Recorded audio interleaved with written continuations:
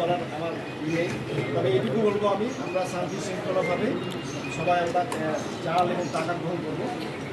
আমাদের এই নির্বাচনী এলাকায় 60 মেট্রিক টন চাল আর 7 লক্ষ টাকা দেওয়া হয়েছে।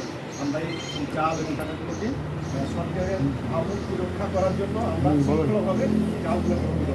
এই আশাবাদ ব্যক্ত করে আমি শুনছি। আসলাম, ধন্যবাদ প্রকল্প অফিসারকে।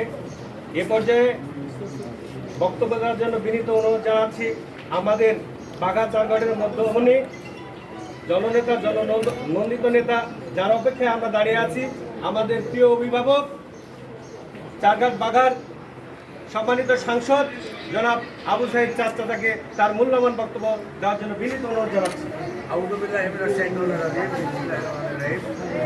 মণিগ্রাম বাঘা থানায় মণিগ্রাম ইউনিয়ন আয়োজিত আজকের এই প্রধানমন্ত্রী ত্রাণ বিতরণ অনুষ্ঠানে উপস্থিত আছেন ইউনিয়নের সভাপতি রিয়াদ মুকুল, বিআই বাসার সাহেব, ইউনিয়নের প্রশাসক সহ অন্যান্য নেতৃবৃন্দ, আমার মা ও বোনেরা, সবার মধ্যে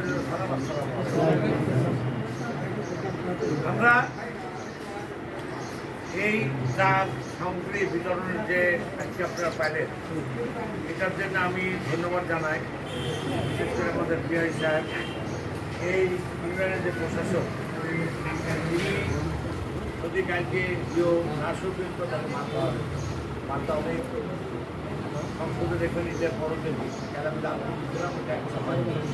এরা দুজন আপ্রাণ চেষ্টা করছে, আমাদের প্রশাসক সাহেব চেষ্টা করছে বলে এর জন্য আমি তাদেরকে ধন্যবাদ দিই।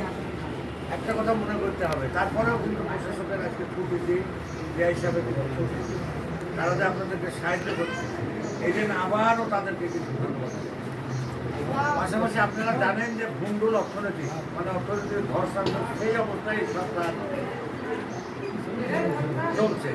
চলার পর 10-12 দিন পর এই দেশের যুদ্ধ আরম্ভ হয়ে যাবে।